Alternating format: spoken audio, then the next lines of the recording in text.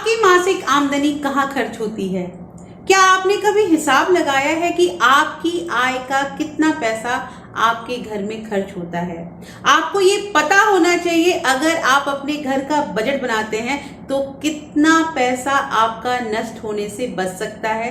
इसके अलावा आपको चीजों की सही लागत का अनुमान भी मिल सकता है।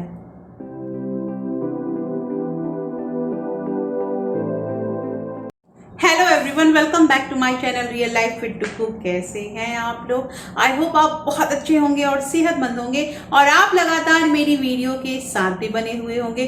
दोस्तों, यहाँ हम बात करेंगे कि घर का जो हम बजट बनाते हैं उसका सही तरीका क्या होता है। आपने टाइटल देख ही लिया होगा कि हम इसी के बारे में बात कर रहे हैं, पर यहाँ पे मैं किसी भी सैलरी के बारे में बात नहीं कर रही हूँ कि 10,000, 20,000 या 30,000 अगर इनकम है तो हम घर का बजट कैसे बनाएं, क्योंकि हर फैमिली की अलग अलग रिक्वायरमेंट होती है और वो उसके अकॉर्डिंग अपना बजट बनाते हैं। बट यहाँ पे जो बेसिक चीज होती है कि घर का बजट क्यों बनाना चाहिए, कैसे बनाना चाहिए और इसमें हम क्या क्या इंक्लूड करते हैं और कैसे ये तमाम काम करने से हमारा पैसा बच सकता है, ये सारा कुछ हम इस वीडियो में डिस्कस करेंगे। तो दोस्तों बने रहिएगा अंत तक, क्योंकि अंत में हम कुछ ऐसे टिप्स के बारे में बात करेंगे जो बहुत जरूरी है और जिससे हमारा ज्यादा से ज्यादा पैसा बच सकता है। तो चलिए स्टार्ट करते हैं वीडियो को। But before starting the video, अगर आप लोगों ने real life fit to cook को सब्सक्राइब नहीं किया है तो प्लीज दोस्तों सब्सक्राइब कर लीजिए अपने ही इस चैनल को और साथ में जो बेल आइकन है उसे भी जरूर प्रेस कर दीजिएगा ताकि ऐसे ही इंटरेस्टिंग वीडियो के नोटिफिकेशन आपको मिलते रहें। और दोस्तों, वीडियो पसंद आए तो लाइक करना बिल्कुल मत भूलिएगा। हो सके तो लाइक अभी कर दीजिए, बाद में आप वीडियो के फ्लो में बह जाते हैं और आप लाइक करना भूल जाते हैं। चलिए स्टार्ट करते हैं वीडियो को। सबसे पहले हम यहाँ पे बात करेंगे कि घर का बजट बनाने का क्या मतलब होता है। बजट बनाना घर के सभी खर्चों का हिसाब लगाने से कहीं बढ़कर यह है कि आपको ये हिसाब पता चल जाएगा कि आपकी आय का कितना पैसा खर्च हो रहा है और आप इस पैसे को कैसे बचा सकते हैं। इसके अलावा बजट बनाने से आपको अपने जीवन शैली का सही अनुमान भी लग सकता है कि आप किस लाइफस्टाइल के साथ जी रहे हैं। इसके साथ दोस्तों, जो कर्ज होते हैं, कर्ज को भरना या समय पे अपने बिलों का भुगतान करना, ये भी हमारे बजटिंग में आता है।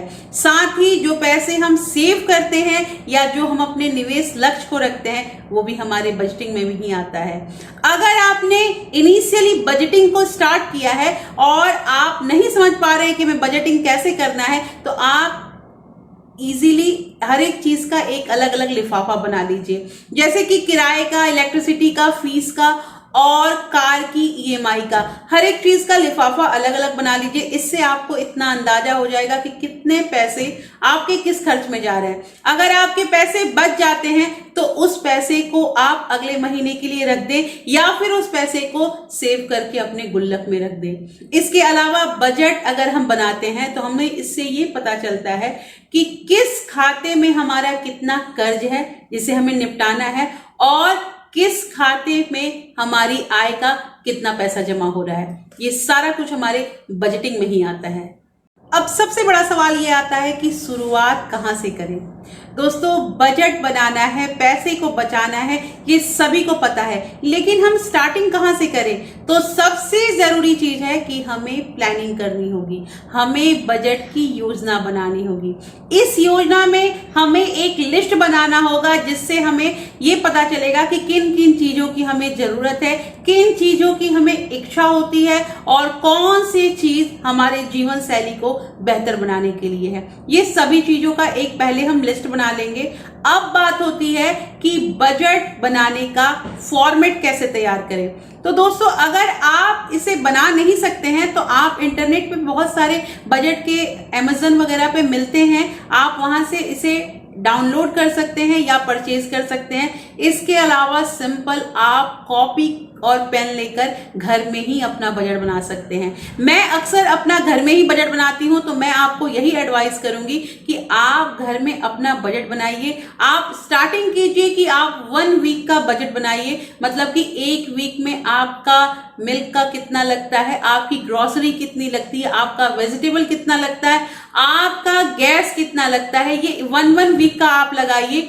उसके बाद आप उसको 4 वीक से मल्टीप्लाई कर दीजिए। अगर आप ऐसा करते हैं और उसके बाद आप अपनी गणना को देखिए, अगर सही हो रहा है तो इट मीन्स कि आपने सही कैलकुलेशन किया है। कहीं गलती आ रही है तो फिर से चेक कीजिए। तो अगर आप 1 वीक का अपना बजट बनाते हैं और उसे फॉलो करते हैं तो आप धीरे धीरे ये 1 वीक कब 4 वीक में कंप्लीट हो जाएगा और कब ये 4 वीक 52 वीक में आ जाएगा, ये आपको आगे पता चल जाएगा। तो सबसे पहले जरूरी है कि बजटिंग का एक फॉर्मेट तैयार कीजिए। सिर्फ बजट बनाना ही काफी नहीं है दोस्तों, आपने बजट बना लिया, लेकिन अगर आप उस बजट को अपने लाइफ में इंप्लीमेंट नहीं करते हैं तो उसका क्या फायदा होगा? वो बजट तो धरा का धरा ही रह जाएगा। आपको उस बजट का विश्लेषण करना है कि कहीं कुछ कमी तो नहीं रह गई, या जो हमने लिखा है उसी के अकॉर्डिंग हम अपने लाइफ को चला रहे हैं, या कहीं अनावश्यक पैसे भी खर्च कर रहे हैं। इस चीज की समीक्षा आपको हर 2 महीने या 1 महीने पे करनी ही पड़ेगी। आपको अगर आदत हो जाती है तो आप पक्का अपने बजट के अकॉर्डिंग ही चलेंगे। अब सबसे जरूरी यहाँ पे एक चीज आती है कि मॉल से खरीदारी करना बंद कर दें। दोस्तों यहाँ पे मेरा कहने का मतलब ये है कि हम लोग क्या करते हैं, सुपरमार्केट जाते हैं और वहां हमें सारा चीज एक ही जगह पे मिल जाता है, तो हमें बहुत आसानी होता है कि हम सब उठाकर एक साथ लेकर आ जाते हैं। लेकिन वहां जाने आने में खर्च, समय, सारा कुछ हमारा बर्बाद होता है। इसके अलावा जो सुपरमार्केट में सामान मिलता है वो महंगे मिलते हैं। अगर वही सामान हम लोकल स्टोर से लेकर आते हैं तो आपको कम कीमत में मिलेगा। आप कभी भी इस चीज को देख लीजिएगा, आपको क्लियर हो जाएगा कि ये मेरी बात सही है या नहीं है। सेकंड चीज आती है कि आकस्मिक खर्चों के लिए भी अपने बजट को तैयार रखिए। देखिए दोस्त, जो चिकित्सा में खर्च होता है, या घर में कोई जन्मदिन पार्टी या कोई आगंतुक हमारे यहाँ अतिथि आ जाते हैं तो हमें उनकी भी खातिरदारी करनी पड़ती है। कुछ खर्च हो जाते हैं जो हमारे बजट में नहीं होते हैं, उसके लिए हमें तैयार रहना पड़ता है। मान लीजिए हम अपने ऑफिस जा रहे हैं और हमारी गाड़ी खराब हो जाती है तो हमें उसकी मरम्मत करानी है, तो इन आकस्मिक खर्चों के लिए भी हमें तैयार रहना चाहिए। इसके लिए कुछ एक्स्ट्रा पैसे हमें हर मंथ में रखना चाहिए, और अगर उसकी जरूरत पड़ी तो ठीक है, नहीं तो फिर आप उसे अपने गुल्लक में डाल दीजिए। ये चीज करना बहुत जरूरी है बजट में। घर के बेहतरीन बजट बनाने और संभालने के कुछ स्पेशल टिप्स। दोस्तों मैंने जिस बोनस टिप्स की बात कही थी वो अब स्टार्ट हो रही है हमारी, कि हमें अपने बजट को ज्यादा अच्छा बनाने के लिए किन किन चीजों पे ध्यान देना पड़ेगा। सबसे पहली चीज यहाँ पे आती है जिम्मेदारियां बांटे। दोस्त आपके घर में जितने भी सदस्य हैं सबको क्लियर बता दे। अगर वो व्यस्क हैं तो उन्हें भी बता दे कि हमारे घर में इतने पैसे की आमदनी हो रही है और हमें इसी में घर खर्च चलाना है, इसी में घर का हर एक चीज देखना है। इसके अलावा अगर आपके घर में बच्चे हैं तो बच्चों को भी ये चीज बताइए। बच्चों को बजट, जब आप बजटिंग करते हैं तो बच्चों को भी शामिल कीजिए, ताकि उन्हें पता चलेगा कि हमारे घर में कैसे पैसों का मैनेजमेंट होता है। एक तो उन्हें बचपन से ये आदत लग जाएगी कि हाँ मैनेजमेंट कैसे करते हैं, और साथ के साथ वो बचत करना भी सीख जाएंगे। तो सबसे जरूरी चीज है कि घर के प्रत्येक सदस्य को जिम्मेदारी जरूर बांटे।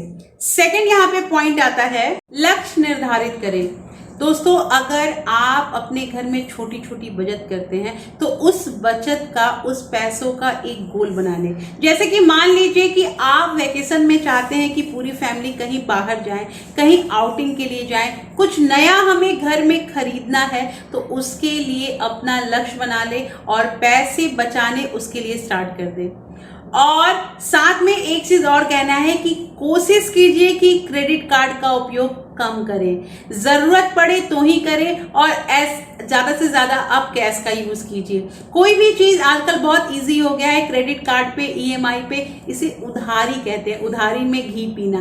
तो उधार से अगर हम लेकर आते हैं तो उसका जो आगे परिणाम होता है वो बहुत बुरा होता है और हम कर्ज के जाल में फंस जाते हैं, जिसमें मैंने बहुत सारी वीडियो बना रखी है कि कर्ज के जाल में हम कैसे फंसते हैं और क्या करने से हम इस कर्ज के जाल से निकल सकते हैं। तो सबसे जरूरी चीज है कि अपने पैसों का एक लक्ष्य निर्धारित कीजिए।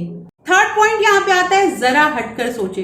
दोस्तों, जो ये आकस्मिकताएं होती हैं ये प्राकृतिक होती हैं, और अगर कुछ घटना घट जाती है तो बिल्कुल घबराएं नहीं, उसके लिए तैयार रहें। अगर आपके साथ कुछ भी अनहोनी होता है तो आप उसके लिए तैयार रहें, अपने खर्चों को कम करें, बचत ज्यादा करें, और इसके लिए आप अपने घर में हेल्थ इंश्योरेंस जरूर लें।